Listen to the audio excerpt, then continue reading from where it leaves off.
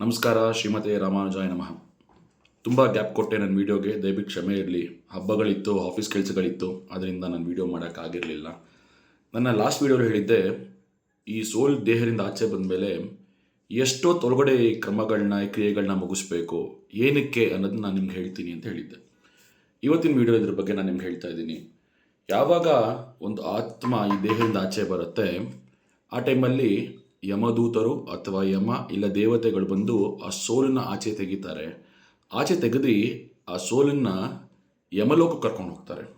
ಯಾಕಂದ್ರೆ ಧರ್ಮರಾಯ ಏನು ಪಾಸಿಟಿವು ಏನು ನೆಗೆಟಿವ್ ಅಂತೆಲ್ಲ ಡಿಸೈಡ್ ಮಾಡುವಂಥ ಅಧಿಕಾರ ಯಮನಿಗೊಬ್ಬನಿಗೆ ಇರುವಂಥದ್ದು. ಇದನ್ನು 3 ಗಳಿಗೆ ಅಂತ ಕರೀತಾರೆ. ಅಂದರೆ ಈ ಸೋಲ್ ಆಚೆ ಬಂದಾಗ ಇವರು ಈ ಸೋಲನ್ನು ಅಲ್ಲಿ ಕರ್ಕೊಂಡೋಗಿ ವಾಪಸ್ ಇಲ್ಲಿ ಕರ್ಕೊಂಡೋಗಿ ಬಿಡ್ತಾರೆ. ಏನಕ್ಕೆ ಅನ್ನೋದು ನಾನು ನಿಮ್ಗೆ ಹೇಳ್ತೀನಿ. ಬಟ್ ವಾಪಸ್ ಕರ್ಕೊಂಬರೋ ಪ್ರಕ್ರಿಯೆ ಏನಿದೆ, ಇದಕ್ಕೆ 3 ಗಳಿಗೆ ಆಗುತ್ತೆ ಅಂತ ಹೇಳ್ತಾರೆ ಗರುಡ ಪುರಾಣದಲ್ಲಿ. 3 ಗಳಿಗೆ ಅಂದರೆ ಏನು? ಇವತ್ತಿನ ನಮ್ಮ ಮಿನಿಟ್ಸ್ ಪ್ರಕಾರ ಹೇಳಬೇಕಂದ್ರೆ 1 ಗಳಿಗೆ ಅಂದರೆ 48 ನಿಮಿಷ.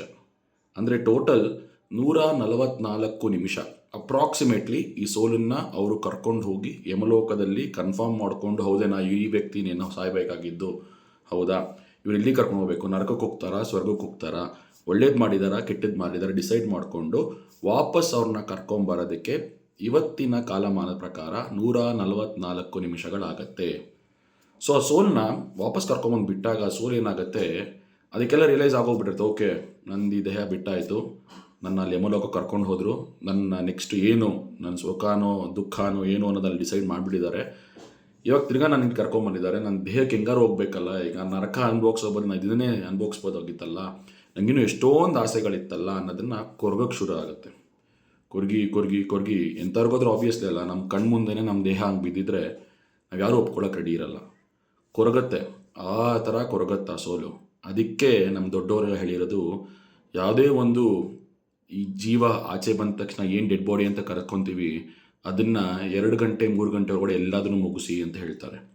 ಕಾರಣ ಇದೆ, 2.5 ಗಂಟೆ ಕಾಲ ನೀವು ಇಟ್ಕೊಂಡ್ರೆ ಹೋದಂಥ ಸೋಲು ಮತ್ತೆ ಕರ್ಕೊಂಬಂದಾಗ ಅದನ್ನು ನೋಡಿ ಮತ್ತೆ ಬೇಜಾರು ಪಡ್ಕೊಳ್ಳುತ್ತೆ. ಈ ಸಂಕಟಕ್ಕೆ ಎಷ್ಟು ಸಂಕಟ ಕೊಡೋಕ್ಕೆ ಸಾಧ್ಯ? ಹೆಂಗಿದ್ರೂ ಅದು ಮುಗ್ದಿರೋ ಅಂತಹ ಒಂದು ದೇಹ. ಒಂದು ಬಟ್ಟೆ ನಾವು ಹಾಕ್ಕೊಂಡಿದ್ದೀವಿ, ಹಳೆ ದಾರ ಕಿತ್ತು ಬಿಸಾಕ್ತೀವಿ, ಹೊಸ ಬಟ್ಟೆ ತೊಗೊತೀವಿ. ಅದೇ ಥರ ಈ ದೇಹನೂ ಅಷ್ಟೇ, ಸೆತ್ತು ಬಿದ್ದ ಮೇಲೆ ಎಷ್ಟು ಬೇಗ ಆಗುತ್ತೋ ಅಷ್ಟು ಬೇಗ ಕ್ರಿಯೆಗಳನ್ನ ಮುಗಿಸ್ಬೇಕು. ಗರುಡ ಪುರಾಣದ ಬಗ್ಗೆ ಇದ್ರ ಬಗ್ಗೆ ಎಕ್ಸ್ಪ್ಲೈನ್ ಮಾಡಿದ್ದೀನಿ.